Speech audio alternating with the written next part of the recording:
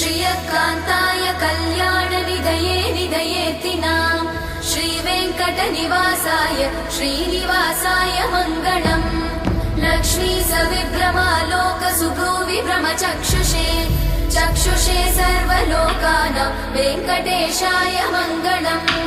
श्रीवेङ्कटाद्रिशृङ्गाग्रमङ्गलाभरणाग्रये